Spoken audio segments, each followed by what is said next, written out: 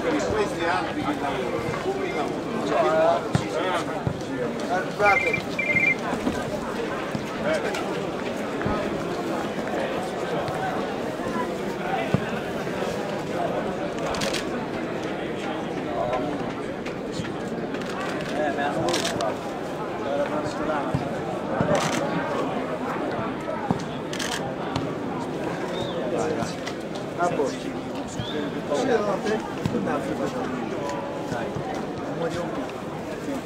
La Vitervese Calcio si unisce al dolore di amici e parenti per la scomparsa di Fulvio Lucaccioni, storico tifoso giallo-blu abbonato fin dai primi anni 50.